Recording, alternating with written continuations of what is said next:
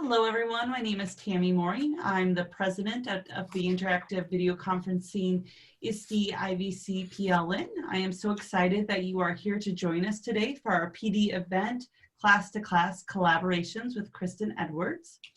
I just want to let everyone know that we'll have your microphone be muted during our event, but if you have questions, you are more than welcome to unmute yourself, ask the question, or go ahead and type them in the chat, and we can answer those. For those of you that are watching this recording after the event has taken place, you are more than welcome to put any questions you have in the comments and we'll get back to you later on. So at this time, I am more than happy to pass it on over to our host today, Kristin Edwards. Go ahead. Thanks, Tammy. Hi, everybody. My name is Kristin Edwards. I'm a distance learning specialist and I work at the Center for Instruction, Technology, and Innovation. The short name for that is CITI. It's a BOCES or an ESA or an ESC in central New York. So my job is to service the students and teachers and schools and districts in all of Oswego County. And one of the things I do several things, but one of the things that I do is to connect classrooms with other classrooms, to connect them with experts in a field, program providers for virtual field trips, people doing career connections to introduce different career options and their professional journeys, and all of this through distance learning and video conferencing. And it is, honestly, it's the very best job. It really is the best job. But today we're talking about class-to-class collaborations, so that aspect of it, and that's one of my favorite parts of my job is the ability to connect classrooms with other classrooms and that whole class-to-class collaboration option. So I'm going to share my screen here and I'm going to do this and that. Hopefully you see the class-to-class collaborations slide. Yes? Okay, just want to make sure because I've done it wrong before. And it's just a visual. Honestly, I could talk about class-to-class collaborations with unscripted for hours. It's just that good. But I like to have a little visual because I think the best way to really understand what these amazing experiences are like is to actually have one of them. So short of pulling some classes in today to do an actual live demo, I have a couple of video clips and some pictures, but a lot to say about it. So we'll start with that. So the first thing I want to do is just start with a video that I made this past fall about class-to-class collaborations. And we'll talk more about the specifics of this, but whether you're talking about a class down the road from where you're located, a class in the same state, a class in the same country, or a class internationally, the benefits, the pros and cons, all of these things, they're all analogous. But this video kind of focuses more on the global aspect of it. So I'm going to take a second here and play this for you, and then we'll chat after.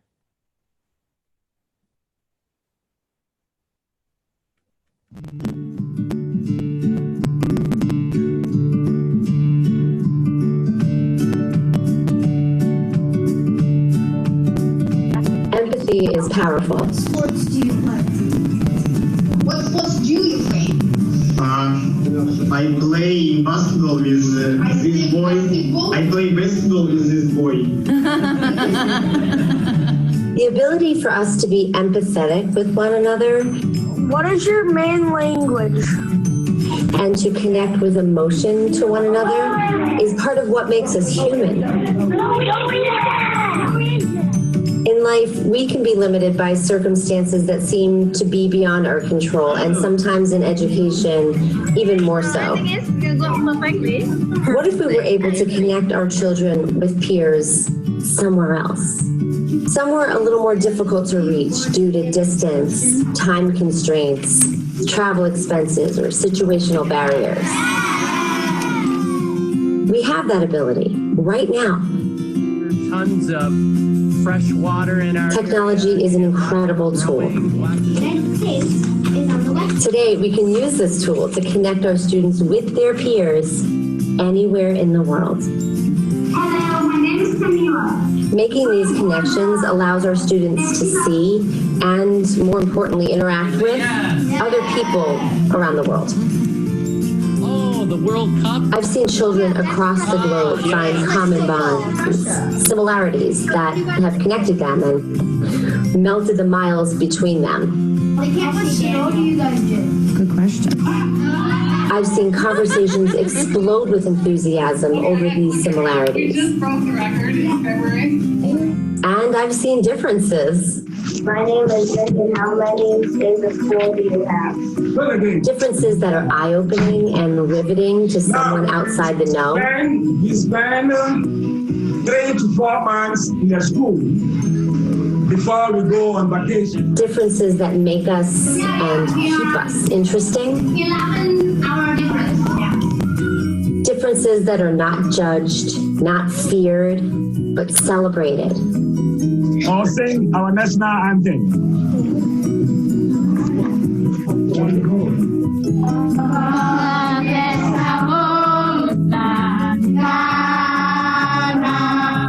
Enabling our children to connect globally with others Do you live in Argentina? helps increase awareness, respect,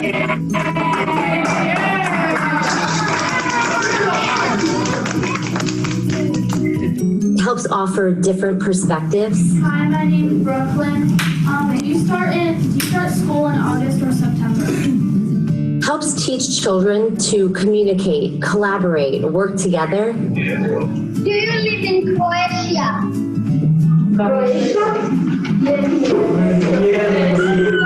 Good job!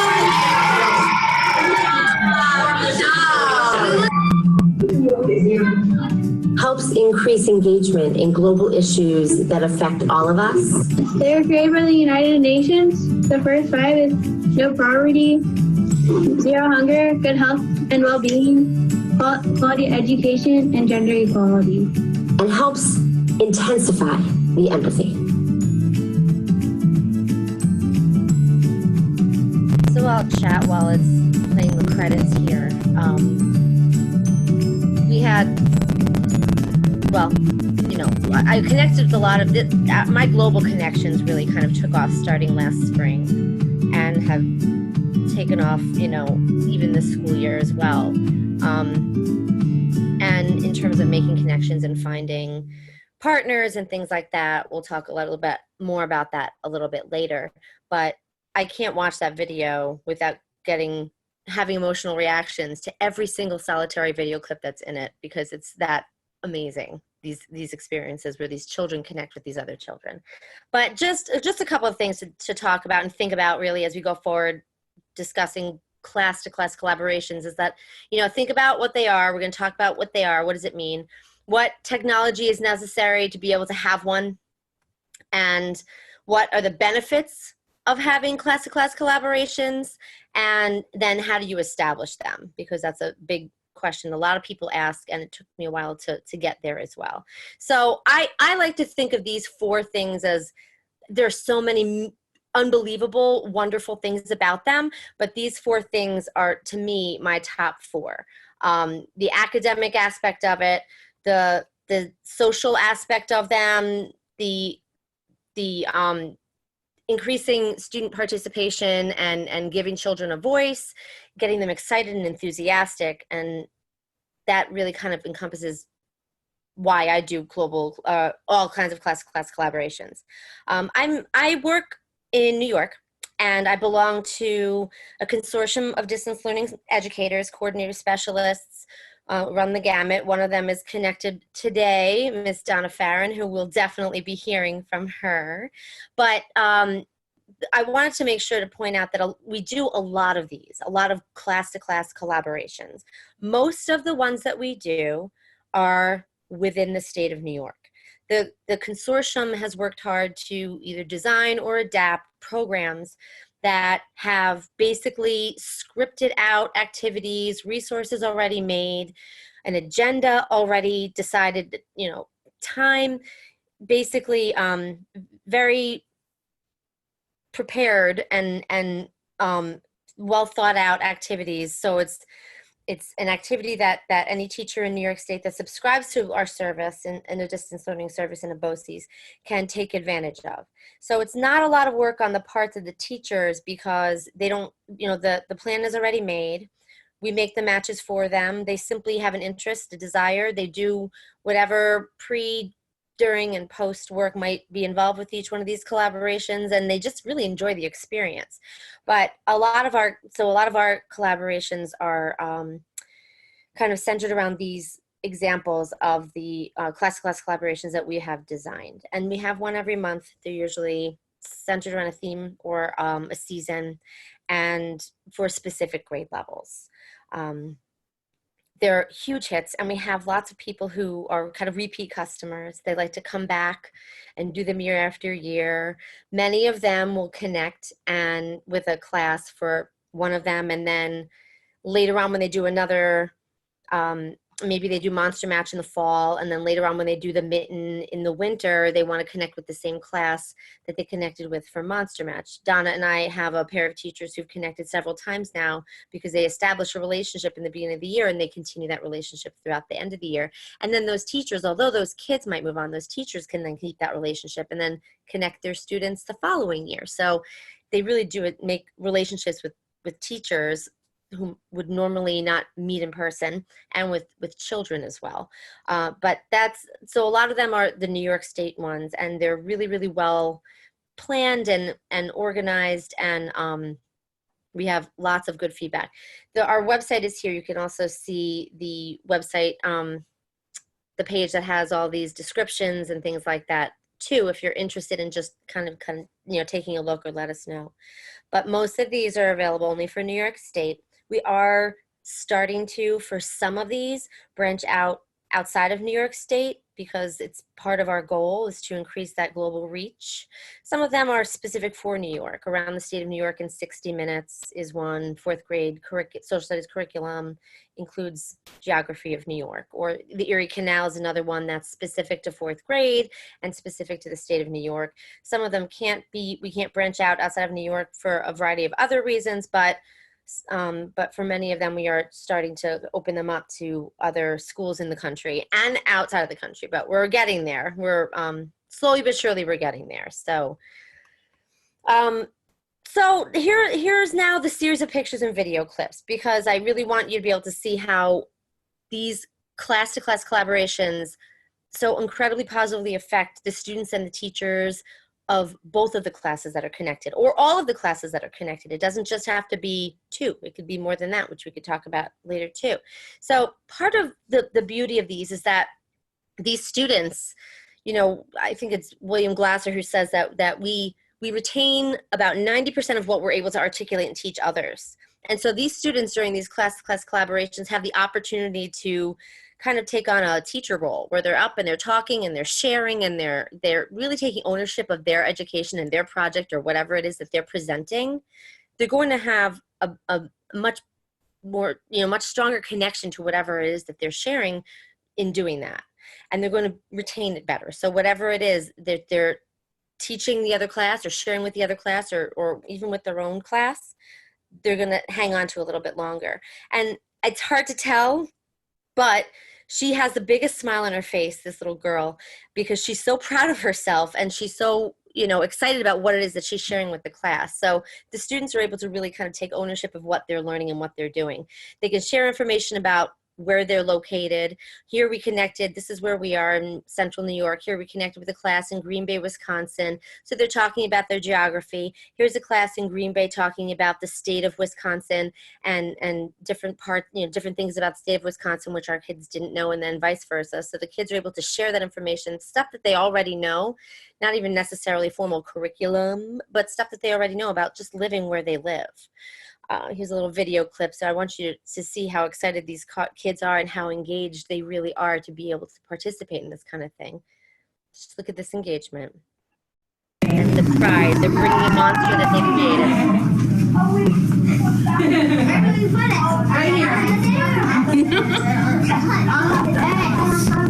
All right, should we face the camera? Let's put his face so it faces the camera. So that in that particular one, they built a monster. They sent the instructions to their partner class. The partner class had to try to build a monster based on just the written instructions, and then they compared. So the kids were so proud of their monster that they built. If you kind of take a look at those kids, they're all really engaged in this and they're all super excited about it. And that's because they have a live audience on the other side of this connection to be able to share this with. All right, this one, I love this one too. This is another connection. You know, the topics of the connection, of course, are important, but they're not always the most amazing parts of these connections. So these children just connected over whatever it was that they were connecting over. Then at the end, when the formal part, because there does always kind of have to be a formal part, you know, some kind of a plan. I know administrators always want a plan, you know, something like that. But at the end, usually there's some just general questions, time for questions and answers, stuff that you can't Google. So the kids can now ask their partner class about their life, their interests, their school, their community. And that's what was happening here. One of the questions that the partner class asked our kids was, well, what are you learning in math? This is what we're doing in math now. What are you learning in math? And this is what happened. Time, little and thin. I remember you were 10. Quarter, big and bold. You're worth 25, I am told. So these kids told them we're learning about money. And one little kid over here somewhere, I remember this day, started to sing this song that they had learned about money, and then they all started to sing it. Then later on, they sang a song about the phases of matter, you know. So, and this is stuff that they were interested in and excited about, and they all were able to participate in and share with their little friends over there. Here's another little clip about the monsters. Just watch that engagement. Look at those faces. Oh, we got some similarities. Ours is longer. Yeah, ours is longer. Oh, look, here comes theirs. Oh my God. So cool. They just can't stand to wait their turn to talk. Everybody wants to see, everyone wants to talk, everyone has something to say, and they're really all completely engaged in this. Whether they're talking to their audience or to each other or their teacher or to themselves, they're really fully engaged in this. All right, so you know, and the nice thing about it too is, you know, look at those faces. They're smiling. They're all smiling. And this is on both ends of these connections, or on all ends of the connections. If you have more than 2 classes connected, they're happy to be connecting with another group of kids. They're proud of themselves. They're happy for their friends, you know, these new friends that they're meeting who are presenting some information or who are, you know, responding to information that was shared with them. These are actual genuine smiles, not told to pose or anything like that.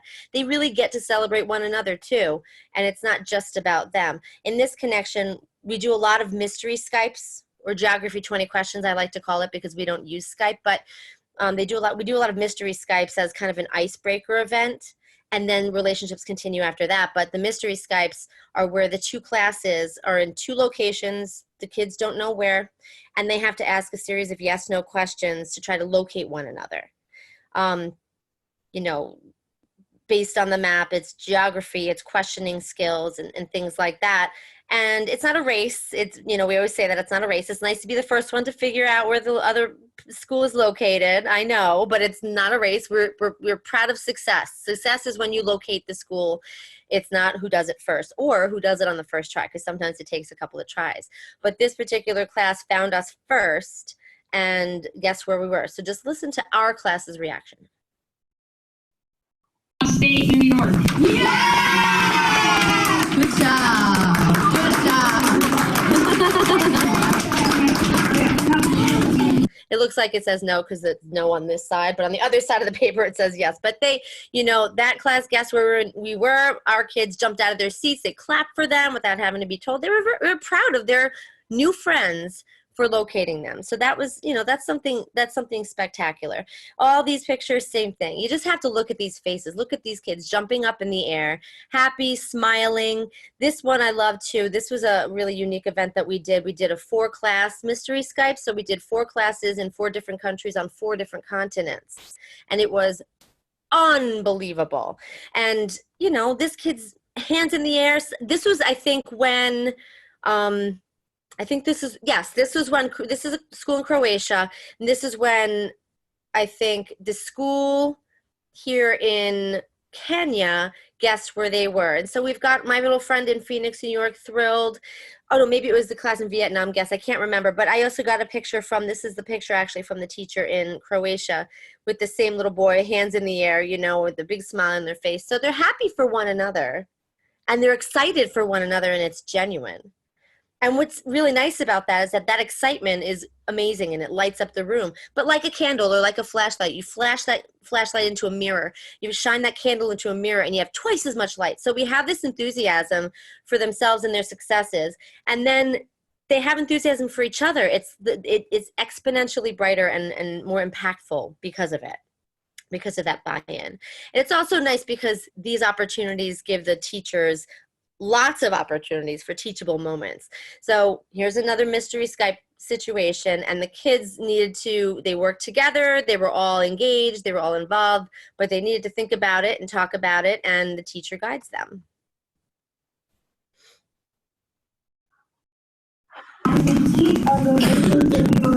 Are you east of the Mississippi River? Look at the Mississippi River on your maps. Are we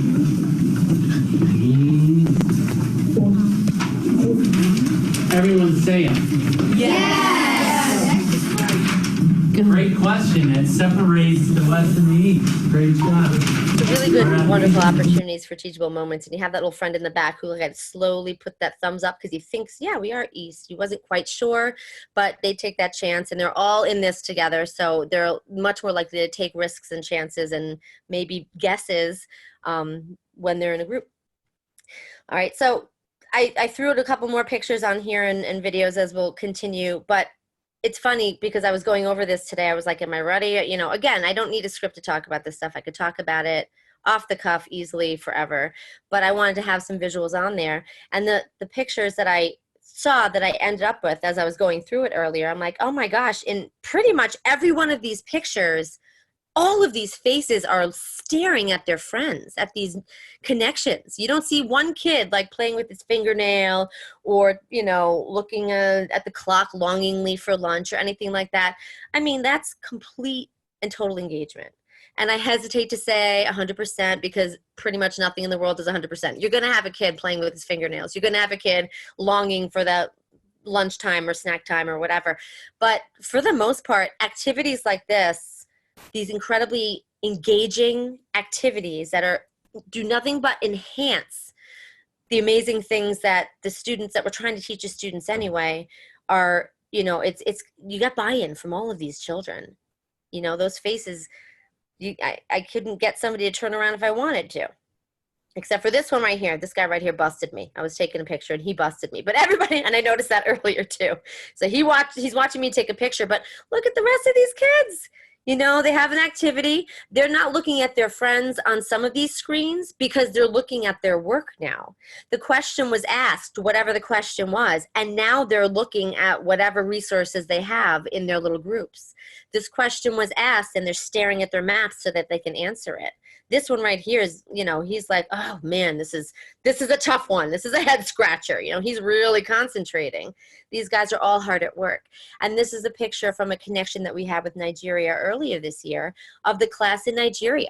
So it's no different on the other end of it. This is not a one-sided thing. This is not so exciting just for us. It's so exciting for everybody involved. Look at these kids. They're poring over this map. They're talking to each other. It's amazing. It's really amazing. Just a picture speaks 1,000 words.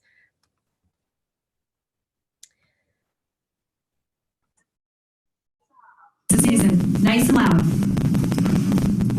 Go ahead. Does your turkey have a black body? Well, watch it. No. So they're trying to locate the hidden turkey. There's a turkey hiding, lots of turkeys to choose from, and they're looking at all the turkeys and they're asking questions to eliminate the ones that it might not be, to find the one that's hiding.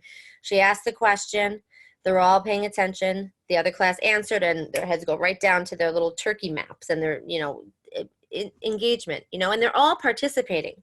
So even those shy kids that might not be the ones raising their hand and desperate to talk are still involved somehow, which is nice. right? Those hands in the air, there's that engagement. Those hands in the air, they want to talk, they want to be seen, they want to be heard. You know, and I'm sure the hands are in the air for regular, traditional instruction, but it just seems to be a little bit more ramped up when you have this live audience on the other side who's listening. You have an audience now that's not the same bunch of kids that maybe you're comfortable with that you see year after year. You know, that's part of that social curriculum that exists. There's a big social curriculum that exists. You know, being able to interact appropriately is hugely important. They do that on a daily basis with their classmates, but they might have the same classmates for 12 consecutive years. It's not a risk anymore when they're in 8th grade and they've had the same classmates for the past 8 years of formal education. You know, they're comfortable with these kids. They may not be friends with them, but they know them, and it's not really a challenge. So offering them a challenge. Now you have other people who are watching, who are listening, who you don't know, is a huge part of the social curricula. You know, that's our lives as adults too. You're not always going to be going to college with all the friends that you've been with your whole life. You're not always going to be getting a job with and sitting in a cubicle next to your bestie. You know, they're going to be meeting new people. They're going to be forced to work with new people. And this is a really great way to really help them practice those skills, those social skills. And then the enthusiasm. Just listen. Name first. My name is Cool and GU border Mexico. Oh, Yes! Whoa! Okay. So next. So that got cut off, but at the end they did ask they had their guest. They guessed in New York, and so we screamed and yelled because they found us. But that enthusiasm, you know, they're asking the question, they're hanging on the answer, and they're super enthusiastic. And that enthusiasm is genuine and real and super exciting. Just watch the kids' reactions and watch their body language. And it's not just the kids. Just listen.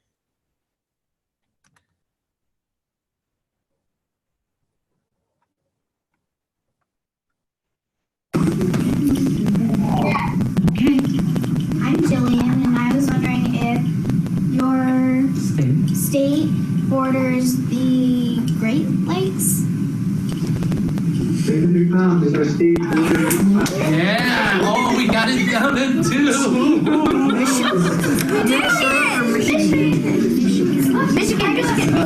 I can't get enough of that clip because the teacher, if you heard, you know, they asked their question. At this point, the class narrowed it down to 1 of 2 states before they were ready to make their guess, and he's giggling.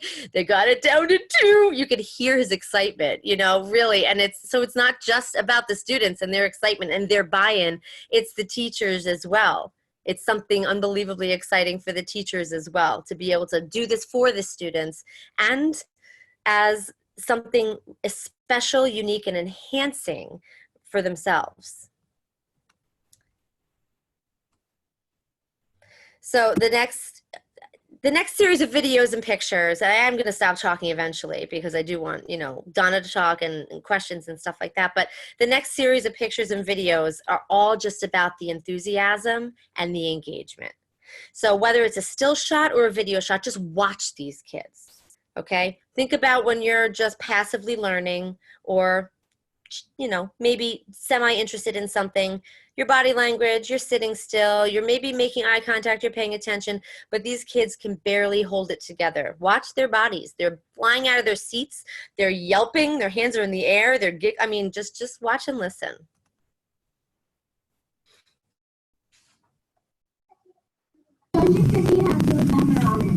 No. Does it have a number? Oh, yes!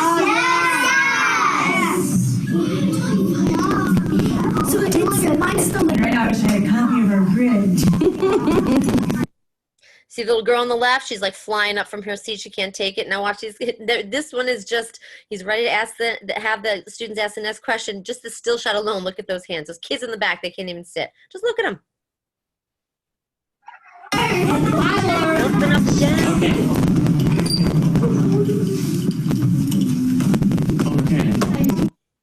jumping up and down. They can't even stay seated. It is that good. All right, these guys are crowding around their little friends in the Czech Republic. They have had pen pal relationships with actual letters, and then Google Docs, collaborative Google Docs and things like that. And they met a few times throughout the year in person. They got to stand up and say, and continue basically the letter in speaking though. So the one girl said, "Hi, my name is Susie and my pen pal is Ileana. I want to know how grandma's doing." And so Ileana now stands up, and they can see each other face to face, meet face to face, and talk and continue their conversation with their, in real life instead of in writing, and then go back to the relationship in writing, which is so cool. But they're like squishing up and trying to get up there. This kid right here, look, his head is about to explode. You see that? His hands are on his head. He's like, oh, mind blown. This one's about to like go launching out of her seat with these experiences. These two right here are crawling over their desks. This guy's standing up ready to launch out of his seat. Okay, how about this girl? Like, I think she actually got liftoff in that picture. That's that excitement, that enthusiasm, that excitement. Same here. Hands in the air. This one is like diving forward. I think I actually caught him midair diving because he wanted a chance to speak. This series this was all one day, one connection. But look at this little friend in green. He's in the air in this one, hands in the air. He's doing some kind of jig over here. Yes, he's so excited. This guy's out of his chair. You see the smiles. Here's my friend down here with that like, oh yeah, look on his face. That's not the exception to the rule with these kinds of connections. They are that exciting and that engaging for these kids, which I think is just unbelievable and enough of a reason to try them. This little clip is about 2 minutes long. I had reconnected with a colleague of mine. I used to work in the Bronx, and I was in a high school in the Bronx, and that high school had a distance learning room. Now this was 2004, when I used to be in the Bronx. So a very long time ago. And the distance learning room was hardly ever used. It was unusual for a school to have that kind of equipment. The equipment was not like it is today. It was like a VCR camera and a small bulb projector kind of TV, and it wasn't anything like today. But it was there, and it was my goal to use it and figure out how to use it, and we did. And so this woman right here, her name is Noelle Penna. She's an unbelievably good history teacher, and she and I conspired to make a connection somewhere, and we ended up connecting with the school in North Dakota. And the conversation took place between two high school groups of kids, us in New York and the other class in North Dakota, regarding the 2004 presidential election and all the topics that were relevant at the time, which many are still relevant, some of them very hot topics. But this connection was absolutely unbelievable. I honestly don't even remember how the process went. I know how to make connections now. I don't know how we did it during this time. It just happened. It was more to it than that, but it just happened, and it was fabulous. So I reconnected with her last fall just to see if she remembered what that experience was like, because now that I'm in a role where I'm doing that pretty much all the time, I just was interested in her, what she thought about the experience, and if we had similar reactions to it 15 years later. So I trimmed it down. It's just a couple of clips, but it's interesting to hear the things she's saying and how so many of these things apply today, even 15 years down the road. Oh, Mamma Mia. Hold on a second. Let's try that again. Here we go.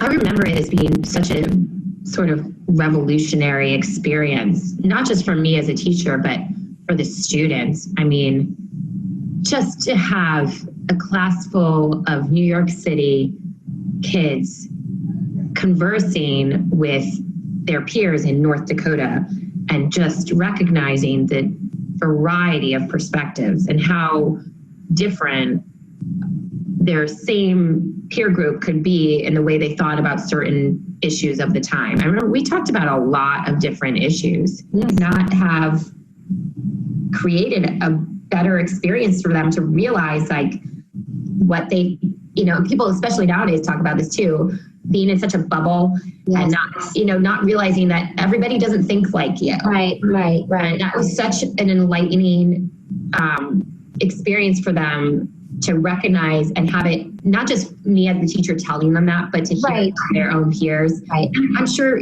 from the kids in North Dakota too. Yes, it's so important, and it's so easy for kids especially, who I think who are naturally just very egocentric, and hopefully they grow out of that as they grow up, but to realize, like you said, that there are so many different perspectives. Their peers can think so differently from them. They're surrounded maybe by like-minded people because of geographically where they live, and that just naturally happens. But to be able to get that perspective, such a unique perspective from their peers versus from adults that are just telling them, you have peers having conversations with them, and it's very eye-opening. And what I really liked about it too was that I felt like myself and the other teacher were not really leading the discussion. We were more like moderators. Right. But the kids really took it and ran with it. They really did. It's amazing. There's so many things. Obviously, I think in education, the teachers are the masters of all knowledge, and we're the ones imparting knowledge on these kids. We forget how much they can teach each other. And that's the thing, is that the students, we have to remember that our kids have a voice and they have important things to say. And sometimes they can connect and teach other children more effectively than adult might be able to. So giving them that ability to be able to communicate and collaborate and share with other peers, I think it's an invaluable experience. So, that's the kind of the very tip of the iceberg, but just now specifically talking about, the logistics now. So to be able to make a class-to-class connection, all you need is access to a camera, a microphone, a way to project, because it's hard to kind of crowd around a small screen, although you can. And, Mamma mia, I can't read that because it's blocked. What does it say? Help me. Oh, a network connection. Sorry, I had to move my little screen there. Sorry about that. And I should know that, but that's basically all you need in terms of the technology, to make these connections. Do you want better equipment to have a better experience? Yes. It's nice to have a really good camera, a really good microphone. You want to have a solid network connection, but really, those are the only things that you need to be able to make an experience like this for your kids. You can even use your phone to do it. We've had connections where the technology hasn't been amazing, and it does affect the connection sometimes. It can be hard to hear, and you're doing a lot of, could you repeat that? Would you mind standing directly in front of the microphone? Things like that, which can be disruptive a little bit, but that's the minority. You do test connections, you practice and you try. You can use a chat box if you're having trouble hearing. I find that a lot of global connections, that becomes more of an issue as well as the network connection or the ability to hear really clearly. But it's not something that should ever stop you from trying to do something like this, because it's absolutely workable to be able to keep going. And is it amazing as it seems? Yeah, it is actually. But keep in mind, like I just said, the equipment might affect the quality of a connection. So these connections are amazing and these experiences are amazing, but sometimes you're going to run into challenges because you can't control what equipment the other people have on the other side. And maybe your equipment isn't great either. So maybe invest in something better if you're going to be doing this for a while. Time zones and schedules are my Everest, especially if you're doing global connections. The time zones do matter. If you have daylight savings time, which we're in the middle of right now, I'm trying to schedule stuff, but we have daylight savings time next weekend, and it's going to change everything. But again, you start to get used to this kind of thing. There's always someone out there who's able to connect with you.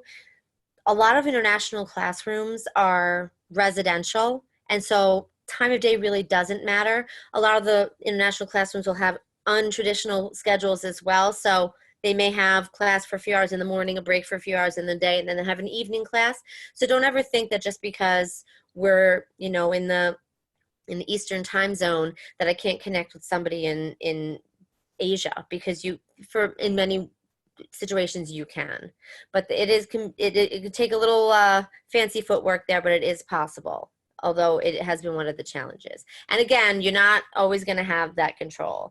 In other words, I can't wait for this connection. I've done a test connection. It sounds great one-on-one, but when the actual connection happens, maybe the class on the other side is crowding around an embedded web camera, and the audio quality is tough if you're not directly in front of the screen, and you still muddle through it. You can't always control the other side. You can only control your own, and even your own side, I don't have control over my network. We can have an outage, and that has nothing to do with me.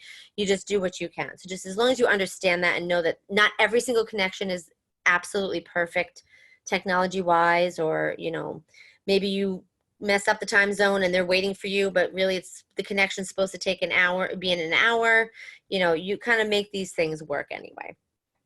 Now the fun part, how do you make the connection? So like I've been doing this for about 3 years professionally up in this position that I'm in, and it took me about 2 years to really finally be able to break into real, truly global connections.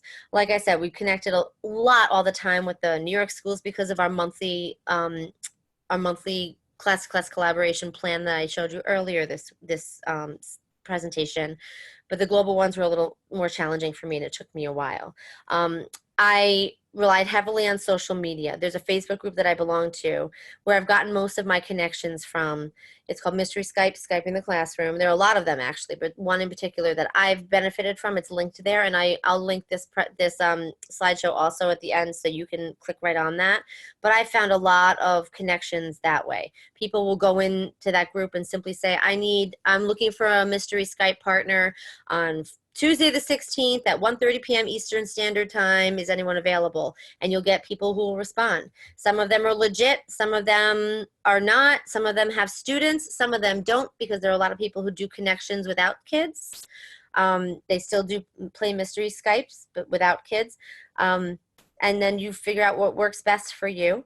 I know CILC has recently acquired CapSpace, and I used to post collaboration opportunities and look for them on the CILC collaborations page and also the CapSpace page, and now they're merged together, and I know that CILC is working really hard on really rebuilding and strengthening that collaboration space. So definitely go there and look for opportunities, or post some opportunities for class-to-class collaborations, and then really just networking. Once I started to make these connections with other classrooms in the world, those people became resources for me.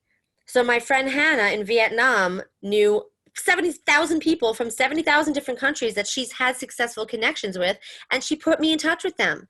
Now my network has grown from me and Hannah to me and 70,001 people because Hannah's connections. So network with one another, with your colleagues in your district, with your colleagues in the state, with people that you meet and accidentally have a really good connection with. Network with them. It's hugely important. So I put my social media business stuff up here. I also try to tweet out the opportunities too, most of the time after the fact. But if I need a connection every once in a while, I might throw it out on the Twitterverse or on Instagram.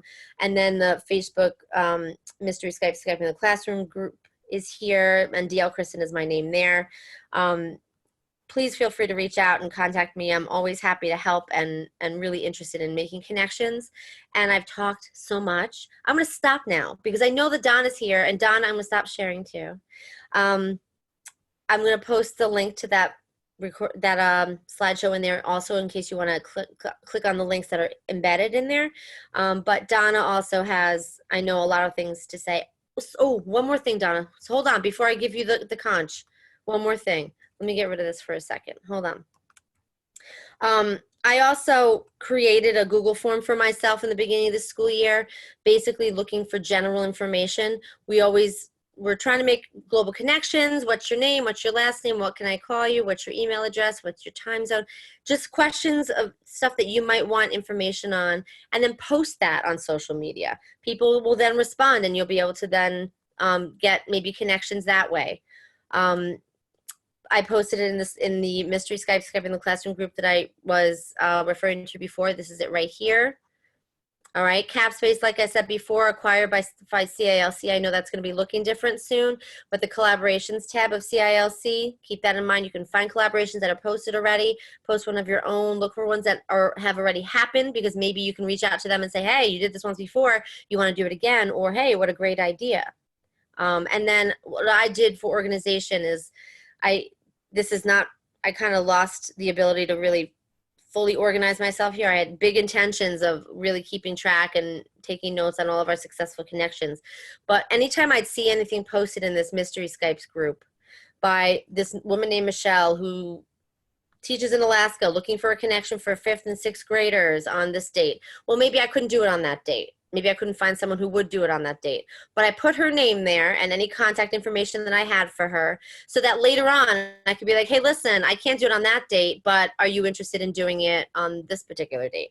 And over time, every time I'd see a post, whether I responded or not, whether I could connect or not, I would still put their name, any information that they gave, the ages of the students that they're looking for pairs for, the state and or the country that they're located in, some notes, their time zone. This is just for my organization. This is kind of giving me anxiety because it's not terribly organized, but it kind of exploded, and that's a good problem to have.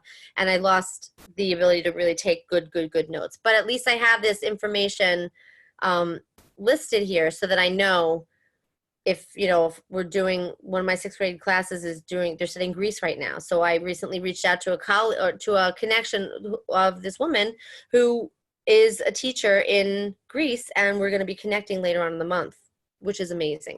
By the way, I usually put last names too, but I took them out just because of privacy. But that's my, just how I keep myself organized. Donna, what do you say, Donna? Did you fall asleep? What do you think? What'd I miss? A lot of computer problems. Can you hear me okay? Yes. Okay. I apologize. I think you did a great job. One of the things I found that lends itself for a successful connection is when the two teachers work together. Even though we try our best to set up a connection in New York, with the activity already organized, is that the best connections are when the two teachers reach out to each other and sort of touch base on how is the activity going to go, or we may have the outline together, but how are the two teachers going to work together? And those seem to be the best activities in my experience. I agree, because they're authentic and they're coming from a genuine place of genuine interest. Sometimes teachers are intimidated and they want to make connections, but they're intimidated on well, what should we connect over? I don't want to be responsible for making the big old plan. So if you have a plan already or have an idea already, that is helpful. And then the teachers getting in touch with one another is very, very helpful. That's why we like to do these mystery Skypes so much, because it's an icebreaker. It's a great way for classes to just meet other classes without a formal lesson. It's just an activity, but very educationally and socially relevant. And then they've made this relationship and they feel a little bit more comfortable. They see how the whole process works. They see how the connection works. They now are familiar with this person they've met in real life. And then they can go forward and be like, well, this is what we're doing. Would you like to do this too? Or can we share this with you when the students are done with their projects? Can we present them, things like that. But you definitely want involvement of the classroom teachers who are part of this process. I know that in the consortium, we try to make it as pain-free and easy and fluid and smooth as possible for the teachers. But I'm limited in terms of, I'm not going to design a perfectly beautiful lesson that's relevant for you and your students, because you and your students, know your students best. I don't know them nearly as well. So there's definitely a need for the teachers to be involved in the communication. Another rookie mistake I see teachers make a lot is they're afraid to do the connection. So they say to another teacher, oh, come down and join me and we'll do the connection together. Yeah. And not that that's a problem joining with another teacher, but if you have 50 kids instead of 25 kids, it's a lot harder for all of them to get to participate. And when you have them all excited like that, it's a lot harder to contain the behavior, because if you have kids that that are maybe struggling academically to work on their own. Now if you have 1 or 2 of those in your classroom, now you might have 4 or 5 of them, and there's still only 2 teachers or however many people you have in the classroom. And so although it's fun to pair up with another teacher, sometimes when you have that much enthusiasm in a classroom for your first connection, it sometimes makes it more challenging. That's very true. And that's true with virtual field trips as well. I know lots of the providers will impose maybe like a 30 student cap or something. And the reason they do that is because the more students there are, the less interactivity there is. And that's the whole purpose of doing something like this, is that interactive piece. Because like I always say, anybody could really watch a video of anything or do a virtual tour of anything, but it's the interactive piece that really makes this unique and really makes this something that helps the students connect. And sometimes you also, I don't want to say that it's not, sometimes time zones really are huge obstacles that you can't overcome. And you really want to connect with this particular class in China because you're studying in China, but you can't find anyone who's able to connect with you at a time that works for you. Well, then, do something like using Flipgrid, or something like that enables the students to be able to still interact. Maybe it's not live in the moment, but it's still a video connection. It's still exchanging videos and having a conversation. And, the students still see each other's faces, hear each other's voices. They're able to emote. That helps them to connect. So if it can't be done live video interactively, which is great, then I like to say that the video interactive, a video conference is a plan B, because in real life is plan A. That's the best thing. In real life with all 4 dimensions, and sitting in the room and actually being able to see somebody and feel them and that's the best. But I can't go to Ghana today, so I'm going to have to use a video connection to be able to reach the class in Ghana. That's plan B. Plan C might be having, these videos that they can exchange instead of in person or like in the moment, in real life at the moment. Well, I'll watch it later when my class is in session, and then I'll record and they'll watch it later when their class is in session. It's a really great option. I agree. We had some classes that met via the Global Read Aloud, and they had met, and the first way they connected was they shared Flipgrids. And then the next stage was that they connected via video conference. And some of our best connections have started with those kind of pen pal activities, Flipgrid or however, connecting, and then sort of building that relationship and then connecting via the video conference and doing an activity that way. Yeah, there are a lot of different ways that you can have interactive collaborations. Remember that that's the whole point. These class-to-class collaborations where you're working together with another group over some, having some kind of common, something that's pulling you together to work together. That's what a collaboration is. And there are lots of different ways to do it. So you really just have to kind of listen to yourself and see what you're comfortable with, what support you have. Some people can't necessarily take this kind of thing on, or maybe are hesitant to take this kind of thing on all on their own. What support do you have on site? Use that support. What support do you have maybe in your district, or maybe just people out there? I can't tell you how many times people have just asked general questions in in the Mystery Skype Facebook group that has maybe 5,000 members in it. What's the best thing to use, or how do you guys deal with when you run out of time? And people have conversations and can help one another. So nothing in education should be done in isolation anyway, and this is no different. It really isn't. That's it. That's all I got, man. I don't know if Leslie, I don't know if you have any questions, or if you have experiences that you would like to share, or anything like that. We're all ears. I'm completely determined to continue doing this and to really, honestly, to break down the walls of the classroom and the school building, because like I said, it's empathy. It's that empathy key. I think it's hugely important for children to be able to be empathetic with others and realize that there are children clear across the other side of the globe that look just like them, but live in a completely different country on a different continent. You know, it's mind-blowing. We connected with, oh gosh, I can't even remember which school it was. It might have been Nigeria. It might have been the Nigeria connection. And at the end, after the mystery Skype, and they located one another, they asked those questions, the things you can't Google. And one of the questions was, you know, our kids said, what do you guys do for fun? Their response was, oh, we play computer games, we play soccer, we go outside, we play Fortnite. And our kids were like, what? You know, and it's like, well, what did you think? You know, these kids, those similarities are there.